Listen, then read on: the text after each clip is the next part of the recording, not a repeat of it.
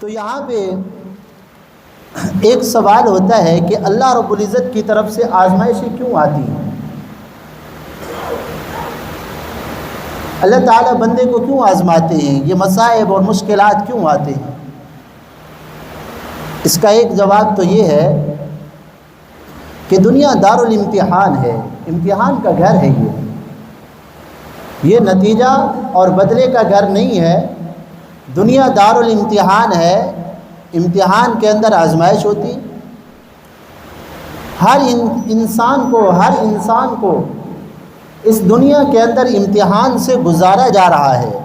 انسان کے اوپر جو بھی حالات آ رہے ہیں وہ انسان کے لیے امتحان ہے۔ خوشی کے حالات ہیں تب بھی امتحان ہے، غمی کے حالات ہیں تب بھی امتحان ہے، مالداری اللہ دے دیں تب بھی امتحان ہے، پیسہ دولت آ جائے تب بھی امتحان ہے، فقر و فاقہ غربت آ جائے تب بھی امتحان ہے۔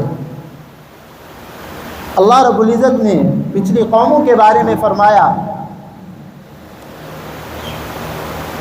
کہ فلما نسوا ما ذکروا به فتحنا علیہم ابواب کل شیء۔ اللہ فرماتے ہیں ہم نے پچھلی قوموں کو دو طرح سے آزمایا۔ جب اللہ کے نبی دنیا میں تشریف لاتے ہیں، کچھ لوگ انبیاء علیہم السلام کے اوپر ایمان نہیں لاتے، تو اللہ تعالیٰ نے فرمایا ہم نے ان کی آزمائش کی، اخذناہم بالبأساء والضراء لعلہم یتضرعون۔ قرآن میں مختلف آیات کے اندر اللہ رب العزت نے مختلف انداز سے بیان فرمایا کہ ہم نے ان کا ایک طریقے سے امتحان تو یہ لیا کہ مصائب آئے، مشکلات آئیں، پریشانیاں آئیں، تکلیفیں ہم نے ان کے اوپر بھیجیں۔ یہ بھی امتحان کی ایک شکل تھی کہ مصائب سے گھبرا کر اور جو ہے نا پریشانیوں سے گھبرا کر اللہ کی طرف لعلہم یتضرعون یا لعلہم یتضرعون، قرآن میں دونوں الفاظ ہیں، دونوں قسم کے، تاکہ اللہ کی طرف گڑ گڑائے، اللہ کی طرف رجوع کرے اور اللہ کی دربار کے اوپر آئے۔ اللہ تعالیٰ فرماتے ہم نے ان کا امتحان لیا، ہونا تو یہ چاہیے تھا مصائب آئے، مشکلات آئیں، پریشانیاں آئیں، یہ اللہ کی طرف رجوع کرتے، اللہ کی طرف رجوع کرتے، لیکن انہوں نے اللہ کی طرف رجوع نہیں کیا، اپنی نافرمانی کے اوپر چلتے رہے۔ فلما نسوا ما ذکروا به فتحنا علیہم ابواب کل شیء۔ اللہ تعالیٰ فرماتے ہیں جب اس طرح امتحان کے اندر ناکام ہوئے، ہم نے پھر نعمتیں دے کر ان کو آزمایا۔ جب کوئی نعمت ملتی ہے تو وہ امتحان ہوتا ہے، اس کے اوپر انسان غافل نہ ہو جائے، بے فکر نہ ہو جائے، یہ نہ کہے کہ بھائی مجھے اقتدار مل گیا، مجھے پیسہ مل گیا، مجھے دولت مل گئی، میری ہر خواہش پوری ہو رہی ہے، اللہ میرے اوپر راضی ہو گئے ہیں۔ نہ بھائی، نہ، یہ امتحان کی گھڑیاں ہیں، اللہ دے کر آزما رہے ہیں۔ فلما نسوا ما ذکروا به، کیونکہ ہم اللہ کے قرآن کے قریب نہیں آتے مسلمان، یہ ہمارا سب سے بڑا المیہ ہے، قرآن کو سمجھتے نہیں ہیں، قرآن کو پڑھتے نہیں ہیں، تو اس لیے ہمیں احساس نہیں ہوتا، ہماری نظر کے اندر صرف دنیا کی دولت، دنیا کا پیسہ ہے۔ اگر کسی کو مل گیا ہم کہتے ہیں واہ واہ اللہ اس کے اوپر راضی ہو گئے جی، اور اگر کسی کو دنیا کی دولت، دنیا کا اقتدار نہ ملا تو ہم کہتے ہیں بھائی اللہ اس سے ناراض ہو گئے، کوئی مشکلات کے اندر گر گیا ہم کہتے ہیں جی اللہ ناراض ہے اس کے اوپر۔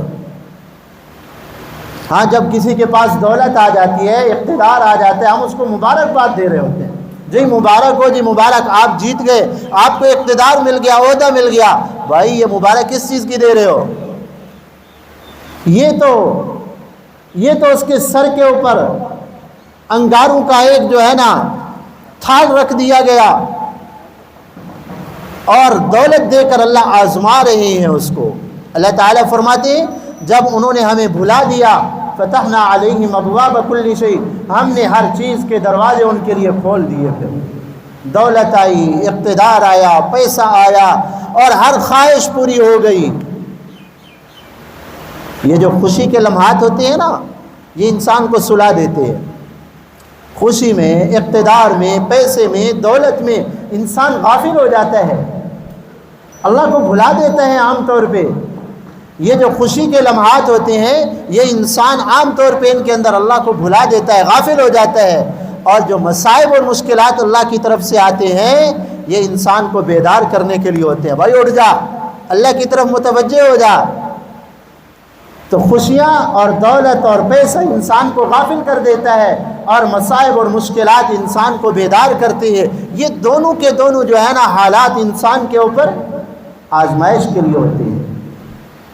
تو دنیا دار الامتحان ہے، اس کے اندر آزمائش اس لیے آ رہی ہوتی ہیں کہ اللہ تعالیٰ آزما رہے ہوتے ہیں بندے کو. یہ امتحان کا گھر ہے کہ یہ اس بندے کو میں نے نعمتیں دی ہیں، میرا شکر گزار بنتا ہے یا نہیں بنتا، نعمت کے اندر کھو جاتا ہے یا نعمت دینے والے کو پہچانتا ہے.